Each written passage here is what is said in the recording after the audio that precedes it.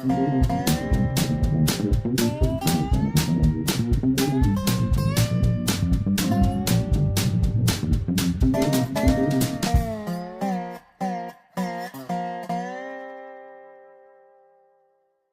is Dave Monk, your Prairie Monk, WAFT, Champaign 90.1 on your FM dial. And Dave on the board. This is Sunday, October the 7th, 2018, and this is the Prairie Monk Show, WEFT's weekly look at nature and conservation and whatever Dave has been up to for the last week.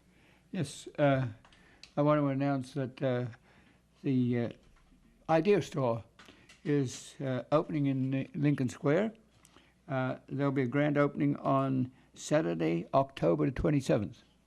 So support that. They distribute a whole bunch of alternate materials that people enjoy to put in their artwork, and it's done very well where it is, but it's getting extra space and quite a bit of publicity.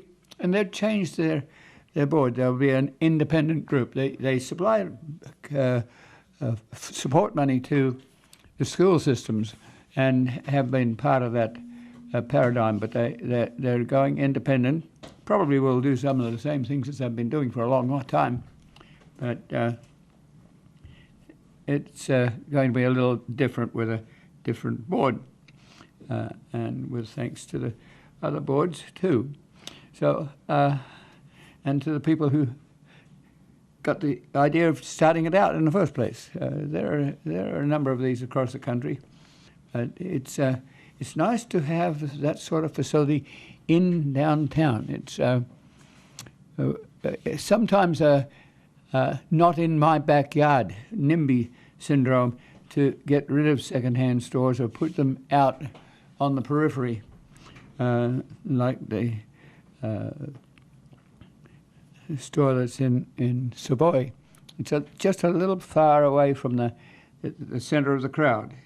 It's like you don't have cemeteries in town and you don't have junkyards in town. So it's okay, but it sometimes makes it a little harder for wee folk, little folk, to get to, and you have to have a bus or a car or a bicycle to get there. But bully for the Idea Store. I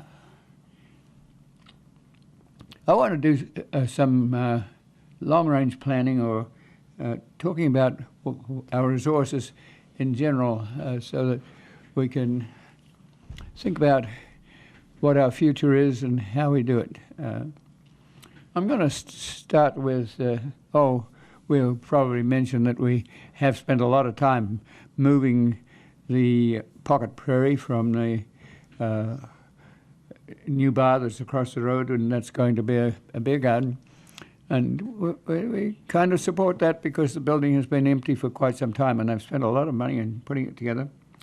But we have had to spend quite a bit of time transferring the plants and making sure that they grow. And they are growing. You won't see a lot of highlight, because prairies die in the wintertime, and that's part of our problem is dead prairies don't look very attractive. Bare ground, like if you take your annuals out and then don't replace them till spring, you see bare ground in plots of flowers around the city, and they're not quite as invasive as prairie plants that fall over in different manner.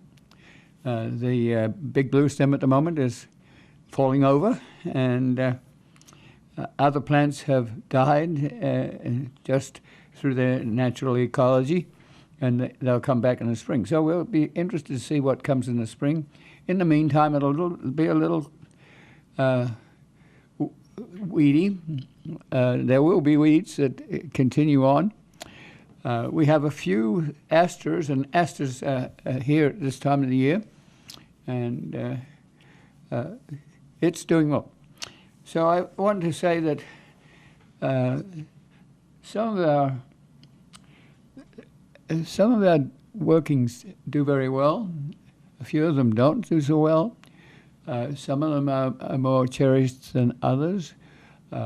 Some of them have been morphed into other agencies and been successful in that way. We have a few problems, but overall, we want the Heartland Pathways and derivatives to continue, and we need long-range planning, we need short-range planning, but I want to run through some of the things that we have done and we're doing at the present time. I would also say that some of us that have been key in this are older, and we need to make sure that the bare bones of what we put together will remain intact. That doesn't mean we will want to control what happens to the bare bones in the future. The skeleton will have a different morphology as it goes into the future, and that is good. We've put together some building blocks, and we need to see that they will continue in some way or another, and that's rather exciting.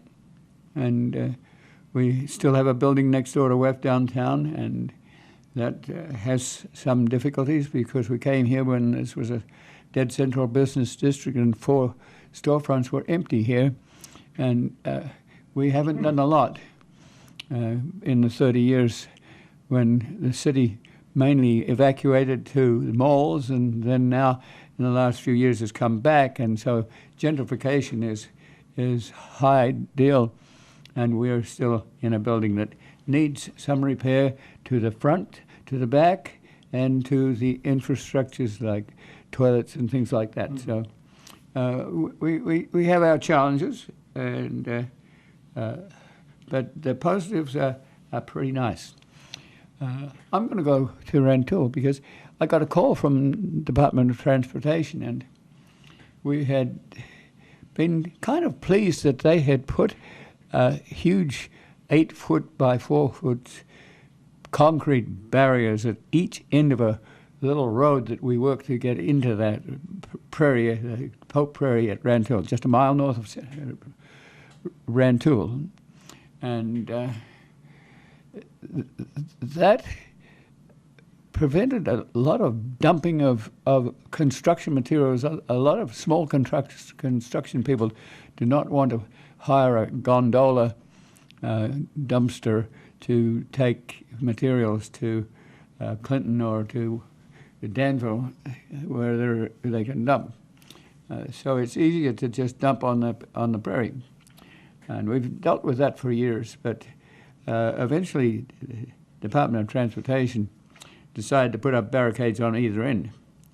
But then I had to explain that we usually use that road for access, and we usually take a bus down there, and we have to sometimes clear the trees a little bit to let the buses through, but it brings us volunteers and people who are interested in, and especially older people who can't get out and walk. They can see from their vehicles.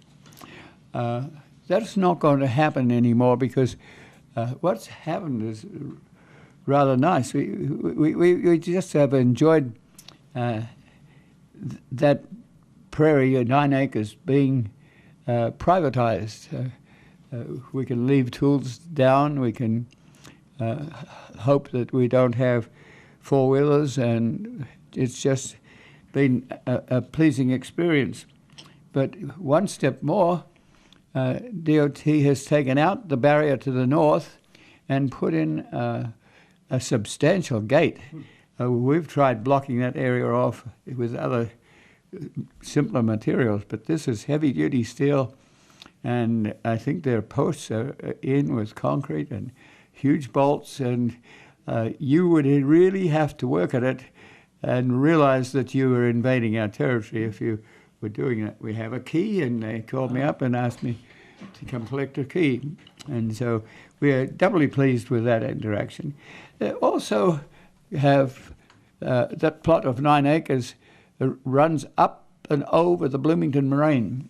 And the south part, there's a cemetery in the middle of it, and the south part is very wet and not very good for agriculture, but it is also close to Rantoul. It could be that you dump 250 million tons of soil in there and you could use it as an industrial site. But I would like that wetland site to be part of the spectrum of going up the Bloomington Moraine. And so you have wetland like Flatville, when people came here, Champaign County was the last settled because it was so damp. And people in Deutschland and freelancers who were used to draining in Europe knew how to drain this and get the very best soils.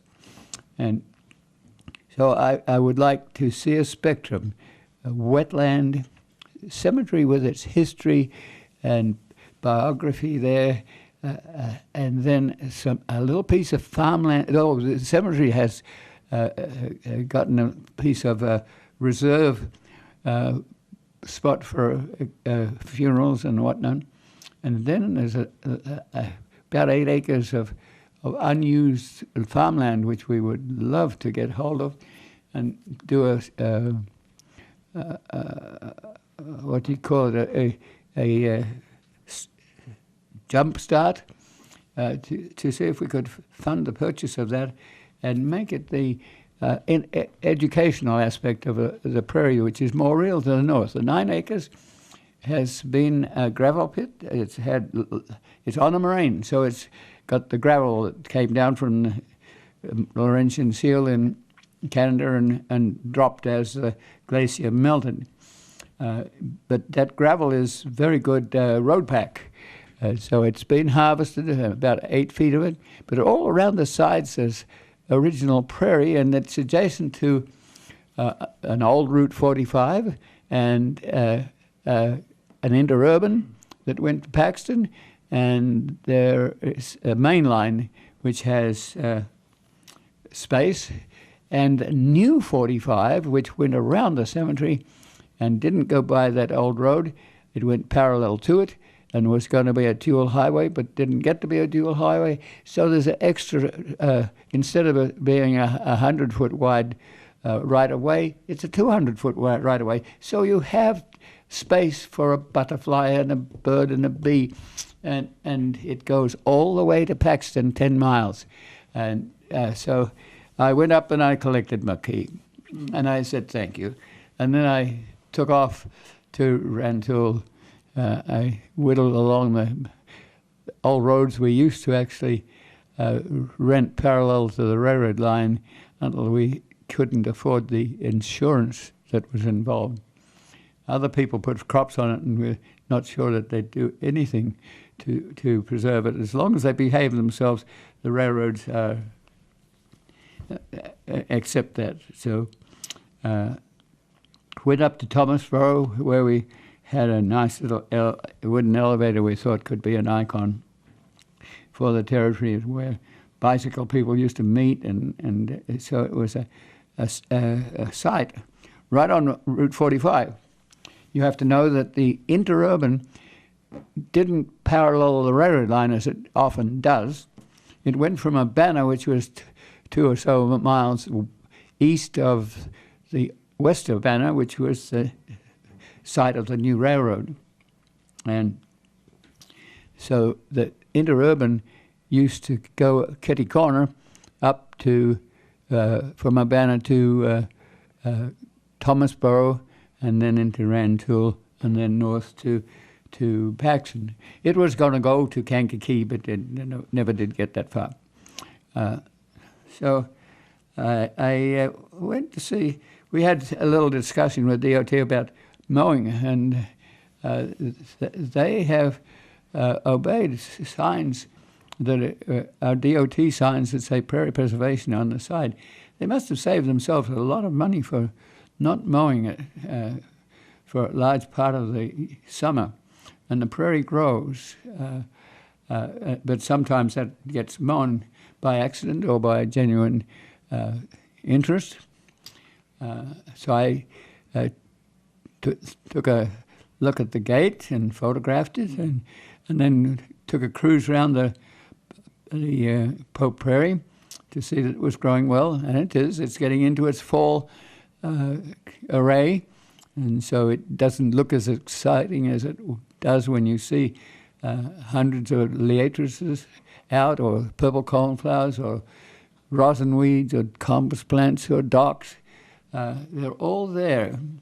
I did ask about the unused part of the dual highway, which was going to be, but then 57 went in and around on the west side of Rantoul, so the dual highway didn't get built. So the DOT put in ash trees, and the ash trees being subject to emerald ash borers. And since you put all the ash trees together, they've been working their way along a couple hundred yards of ash trees, fairly young ash trees. But surprisingly, the native prairie, without us planting any of it, is growing there. It's higher, it's 8 feet higher because it wasn't burrow pitted or gravel pitted.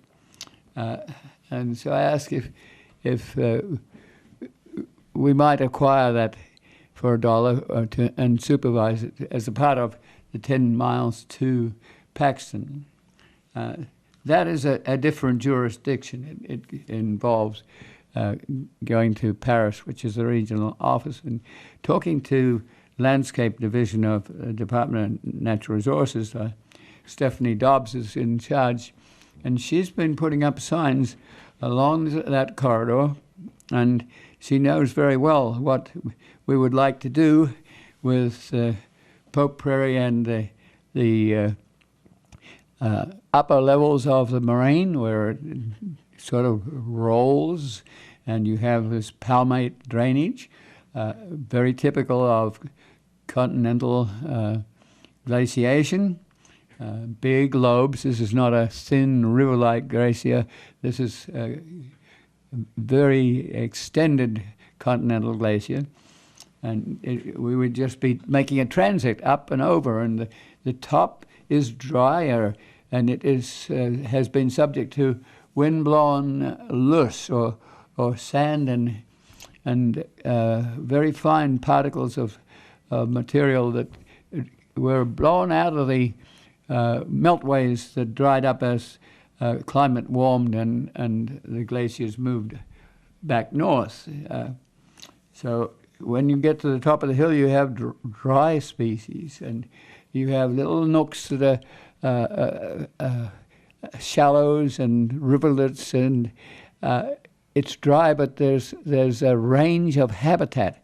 And although you might think that Illinois, and in Champaign County in particular, is very flat, this is your Pikes Peak of Illinois. This is your high spot, your dry spot, but it also can have block drainage and be wet.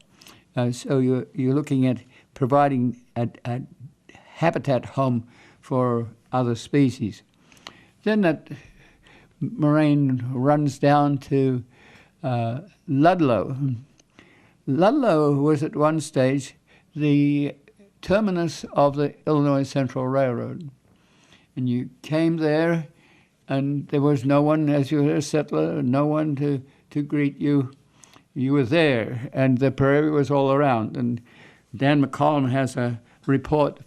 It was one family arrived, and they didn't know where to go, and there was no way of surviving in the prairie. And husband went looking towards Danville, I think, and died in the process, and they were somewhat starving. It was called something like Peru, and there was another sounding name in Illinois about the same name. So they took a family name probably and named it Ludlow. So when you go to Ludlow, it's a very small town with a very big elevator, but it exhibits all the elements of settlement in this area. So you go out onto the new Route 45, and you have on your left, you're going to Paxton, there's this concrete road. The culverts have been taken out because there's a mandate at a federal level that if you abandon the railroad, you must take out the bridges and the culverts, so there's no liability problem. So the corridor is not totally complete, and there's a river in front of the Paxton Moraine, which would have to be covered if we are going to put in a bicycle trail. And I've talked about this before, but we would like to see this 10 miles be a demonstration example of what you would encounter for the ecosystem of East Central Illinois. And so that corridor goes back and up to Paxton, where there was a higher yet moraine. And trains, once they did get into the action, had to climb over this moraine, and they would have to have a pusher engine to help. And it was a bugaboo.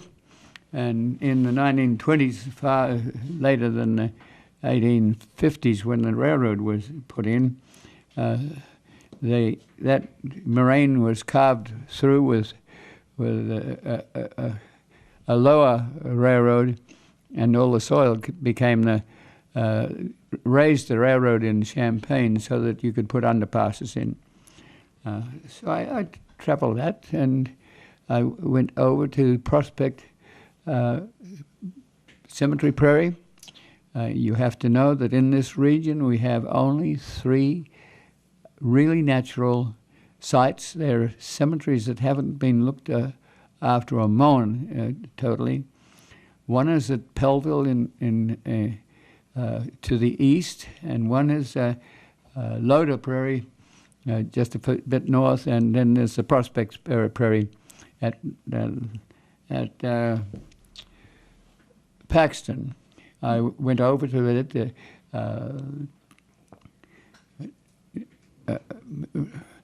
The Reaver family has put in using Paxton Foundation support. They've put in a nice gate. You get to enter, and you get to feel like you're in a historic place. At the moment, the tall grasses are so tall that they're way over my head, and I can go in and there's cemetery graves there, but they're old. They may have been people in a covered wagon going west, and they don't have any relatives locally. There's some few that have relatives locally, and they're tended by local people.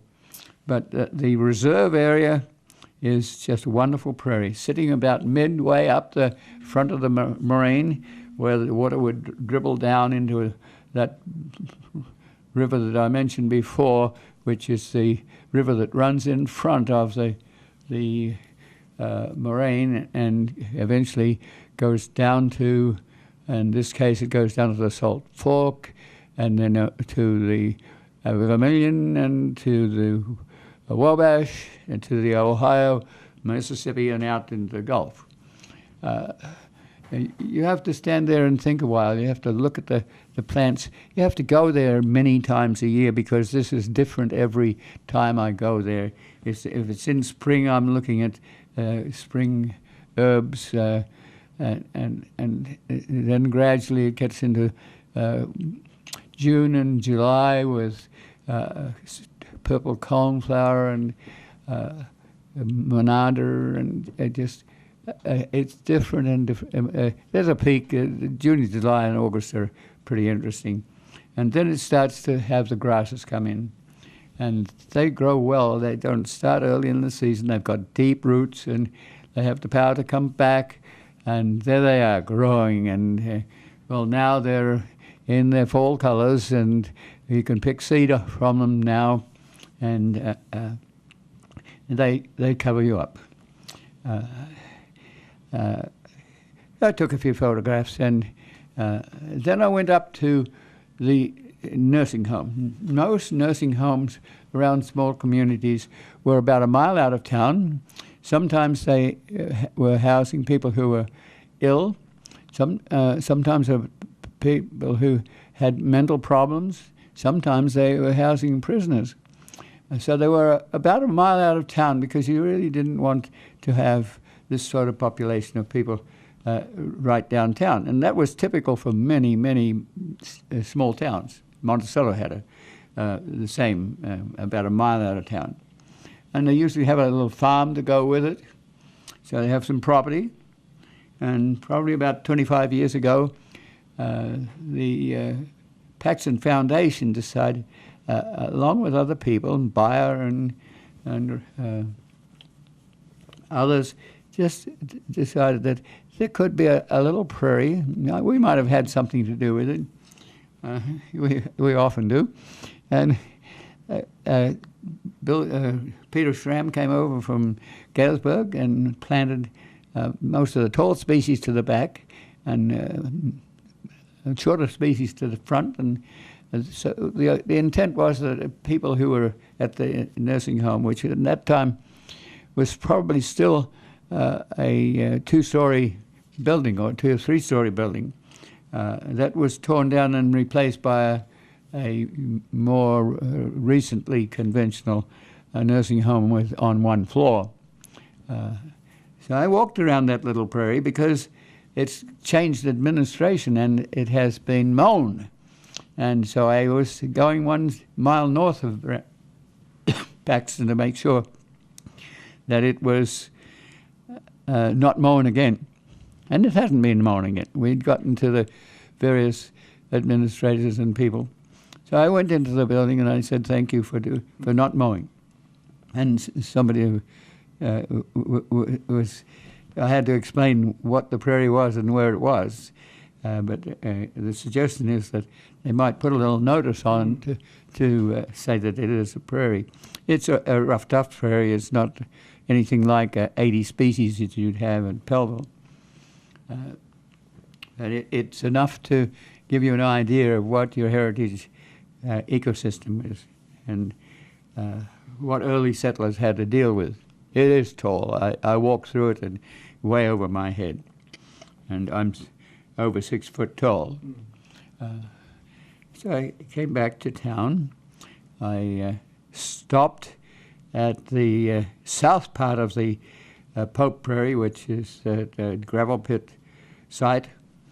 The south part was absolutely loaded with teasel, and it's wall-to-wall teasel. It's a sort of weed plant that is very popular as a dried arrangement, so it gets into the neighborhood cemetery, but it is a miserable one. And so if we're ever thinking to do anything with the south end, we would have to do something with teasel. I came back, I watched to see if anyone had mown any of the corridor, that 10 miles. And yes, at Ludlow, what was going to be a dual highway is a lot of space, and it's mown like a lawnmower. It was mowing it, and that's to be understood. And that's been a tradition, especially since 1945, when somebody in Australia started inventing a rotary mower, and so then mowing became a big deal. And so the whole road that goes around Ludlow is lawn mown. I'm not sure it needs to be so pristine, but it is, and it makes a statement, and most people enjoy it. And if it is left to weeds, sometimes you get a lot of cell phone calls to say, this is a problem. It doesn't look neat and tidy. Our generation says that that site should be mown, and so get with it. And Ludlow is a different town. It was the terminus of the railroad at one stage, and they do care. They have their own school system, and a lot of the things that Ludlow had done independently. I came back to Champaign, and so that's enough for that area. I, in the long run, would like to see a national park where you came off the road at Kankakee and you encountered the sand dunes that are lost sand dunes in the area of Kankakee. There's a Iroquois State Park there. There's history there, and so I then channel interested visitors down old Route 45. They'd have to go through these little towns, and go to Loder and see the prairie that is on the set-aside cemetery area, and the Grand Prairie Friends has put a 9-acre prairie around it to preserve it, a buffer zone. You have to be careful with those buffer zones, because if you put in prairie plants that are very aggressive, they can find their way into the original prairie. And if you have 80 species of plants in the original area, it's a little cruel to have aggressive prairie plants taking over. So the people like the Department of Natural Resources watches that, and they have provided, I think, space for cemetery burials that is on adjacent farmland.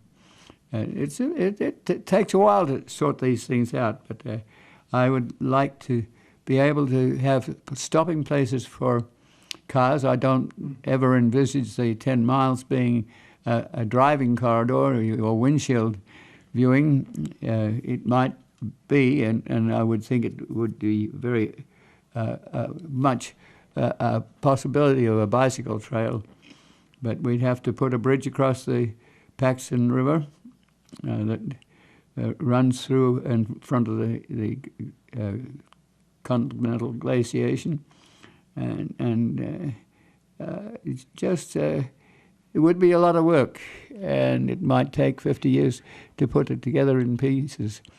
That's what we have to talk about. So when we're thinking of long-range planning, we're thinking of how we initiate now for something that might not happen for 100 years. So that means you have to think about people who key to this sort of thing. People who are forest preserves, which are more recreational than conservation district in our area. The Piatt County, for instance, is a forest preserve, and the Vermilion County is a conservation district. Conservation district has more opportunity to, or more dictate to preserve. I would use the 9 acres as a demonstration of more or less a real remnant prairie. It's a little been speeded up because we take seed from the adjacent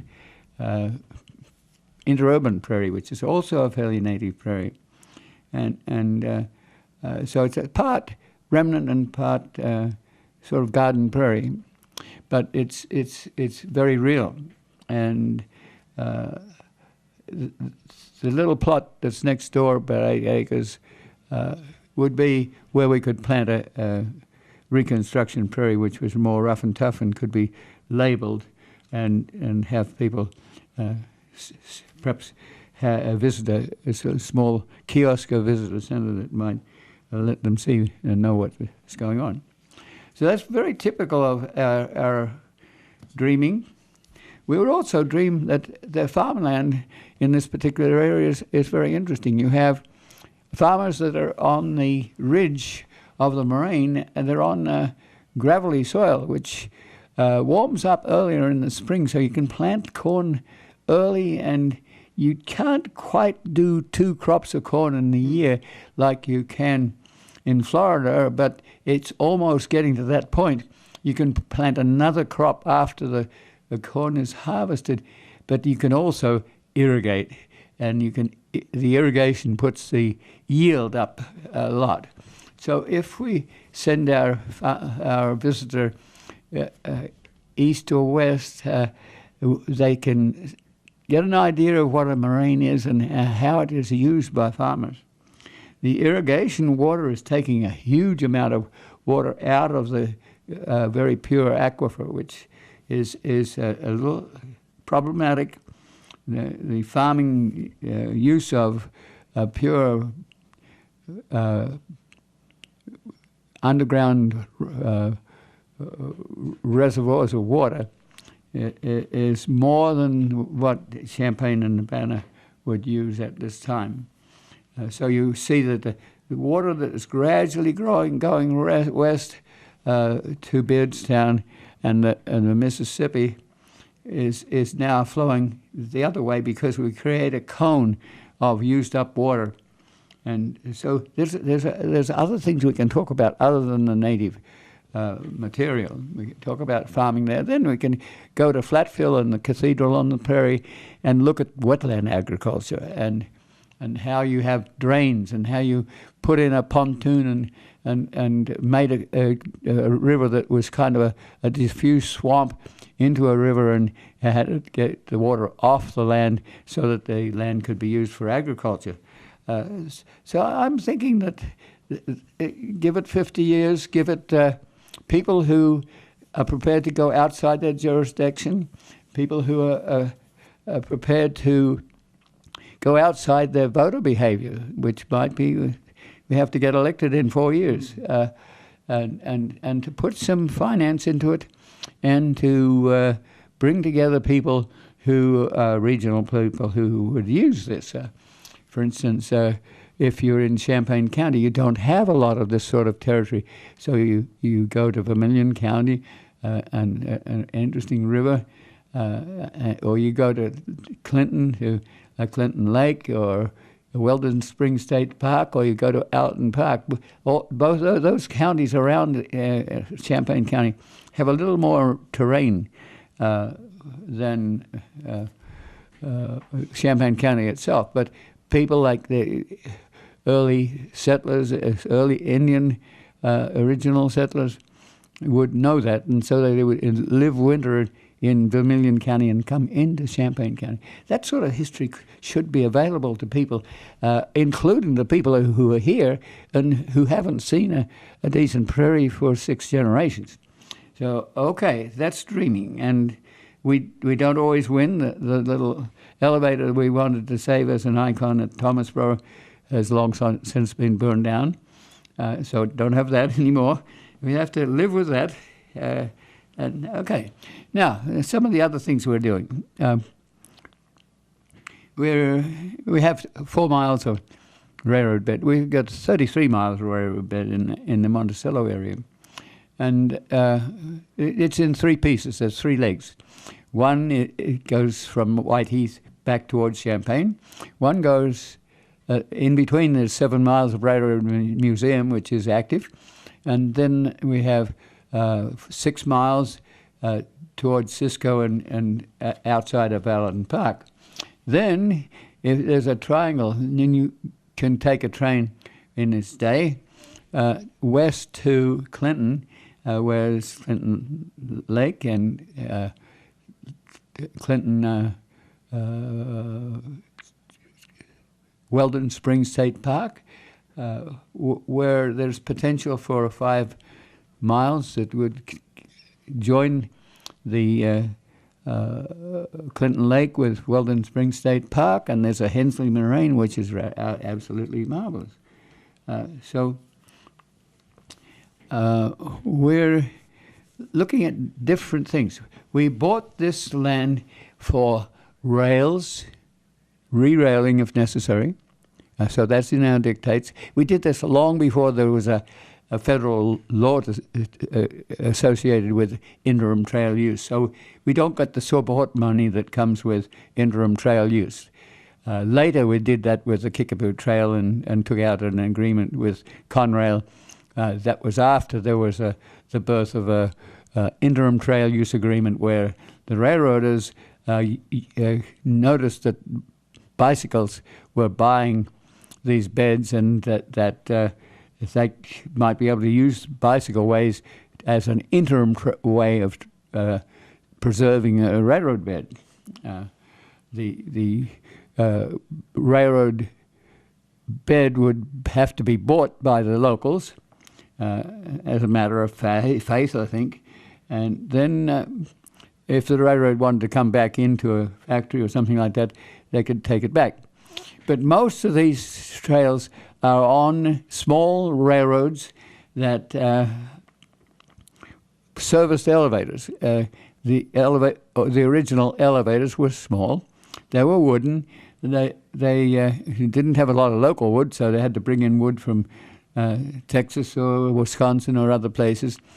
And they had to have an elevator about every 5 miles so that a horse and cart could have 8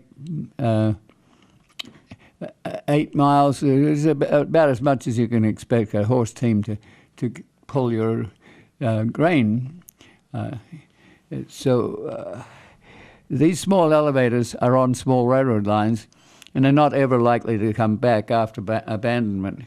The railroaders themselves are doing heavy business, and they're mainly doing shipping crates or commodities like oil and grain and coal, commodities that you can put into a long train and send them across the country cheaper than if you were doing it with roads that can be broken down. So the railroaders are into shipping crates, and they put them onto a train with a gantry crane, and they can go from import shipping crates from China that come to Los Angeles and then to Chicago or to New York, possibly even send them on to Europe. Those lines are very active. Some of the trains are 200 cars long. Sometimes there'll be a pusher engine in the middle. There might be three engines on the front, and sometimes a pusher engine on the end. We're lucky we're fairly flat, so we don't have a lot of that. But every once in a while, you'll see a train going through with that sort of format, and they're loaded and they're heavy and they're extremely expensive. So as far as people movers are concerned, those railroads help to preserve the dignity of railroading by putting in double lines. So there's double lines almost all the way from Chicago to Los Angeles. They've taken off 2.5 hours between Virginia and Chicago. So there's a lot of railroad activity. It's not on these little lines. So the interim trail use people are likely to have their corridors for a long time. So we did that when we bought about 30 years ago. And the aim was mainly for Prairie. So rails, trails, greenways, and infrastructures. These corridors are very good for electricity, water, a whole bunch of other things, including interurbans and roads that went parallel to them. So we're re-railing, or starting to re-rail between Whiteheath and Seymour with the hope of getting historic trains into Champaign. That sounds simple, but it's for real, and there's a lot of work and interest. So if you know that the Railroad Museum is doing very well, it's bought extra land, and that will mean bicycle way possibilities, and there's a lot of activity along those lines. Some of the adjunct territories that we work with, like Shady Rest, have gone to Piatt County Forest Preserve, and they're available to people who enjoy walking on them. And the Shady Rest in itself is on the banks of the Sangamon River, and it has lowland vegetation, but it also has part of the Cerro Gordo moraine, and there's upland opportunities there.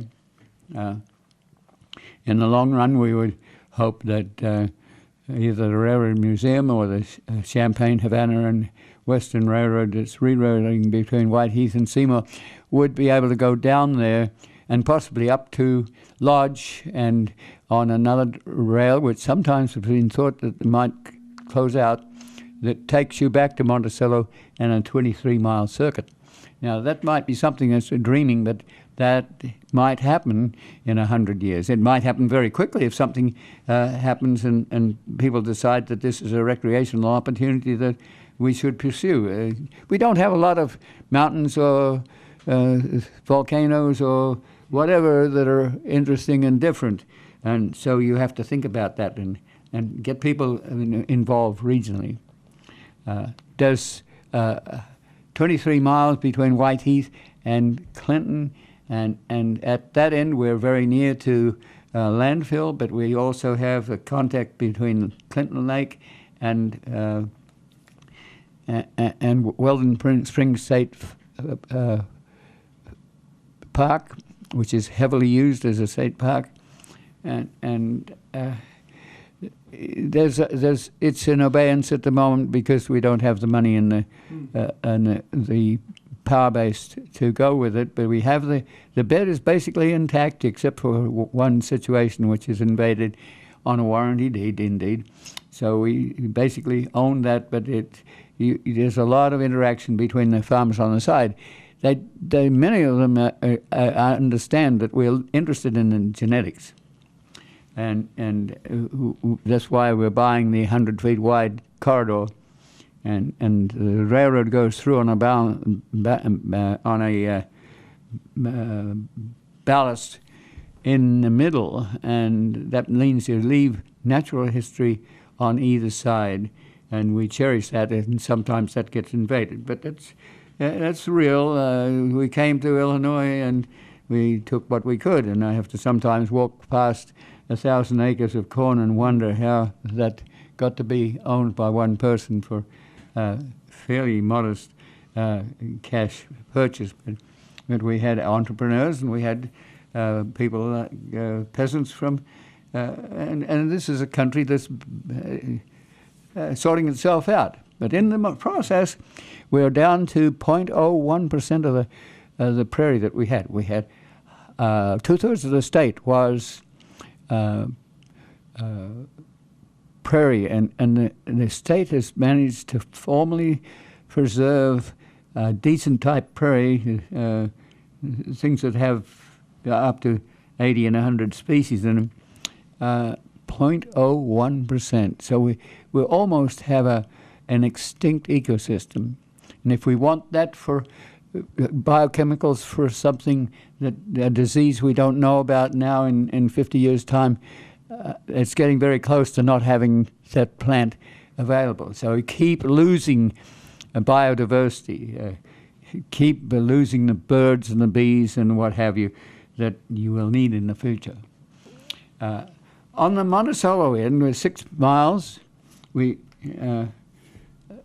have had Heartland Pathways has sold the Monticello City a trail that's 2 miles long, and just this week they decided to put, I think, about $160,000 into putting concrete on the second part of that. The next question is, it's a very popular trail. It goes over the Sangamon. It's called the Sangamon Bridge Trail, and they applied for a grant to put in the concrete. They used concrete rather than asphalt because concrete can be repaired locally, and asphalt you have to have a contractor and a truck. And fortunately, they made this trail rather narrow so the trees overlap. In the Kickapoo Trail, we've been rather disappointed that the trail is nationally supervised by an AASHTO engineering company. It's an association of highway engineers, and there's a standard that is very wide, and it has to have a capping with gravel, and it then has to be capped with very fine-grained limestone that is a more or less an all-weather trail. But the prairie that the progenitors of the Nature Conservancy, Vestal and Stamford and later Kendi used to use the Kickapoo Trail area when it was New York Central as a base for teaching people like George Fell, who then went off to Washington and created the Nature Conservancy and all its chapters around the country and worldwide. And it's a very, very active group of people. And they continue to save sites. But there the local history disappeared because once there was road widening and there's also a very, very wide trail. So how do we think about not having such a wide trail, and especially in the Danville area where at Bronson, between Bronson and Oakwood, Doris Westphal picked all the seed there. If you pick the seed on the railroad line there after you put a ASTO trail through, there would be nothing left. And somehow we have to think about that. And we also have to think about that at Monticello. The trail there there's 4 miles left, and we have vigorously avoided an invitation to put a trail through it. A trail through it would destroy the prairie that is there. The prairie has not only grown, it has invasive trees. We're aware that it's not perfect, but the prairie plants have grown up on the ballast so that you get drier plants on the ballast. So we are very reluctant to put that into a trail. So recently we were approaching the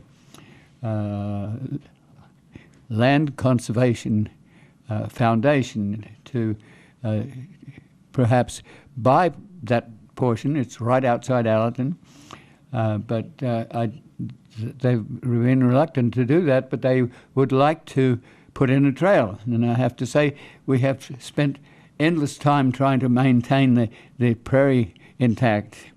And we've been to the Illinois Nature Preserves Commission to do that. They understand what we do. We try to avoid a road cut by it, but eminent domain took that out, so there's a road cut there. What I want to see is the old Route 47, which is parallel to 72. 72 is an expressway that takes all the traffic, and this is a highway. It's no longer a highway, but it could be a shared road.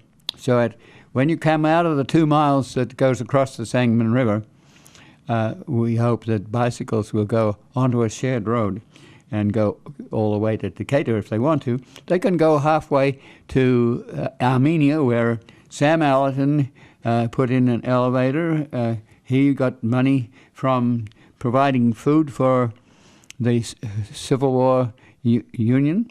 And the armies live on their stomachs, and so he had money to buy land in Iowa and in Allerton, Illinois, and Allerton Park, and he gave the Allerton Park to his son, Robert Allerton, and the son eventually gave that Allerton Park to the university. So we're dealing with a whole different group of people.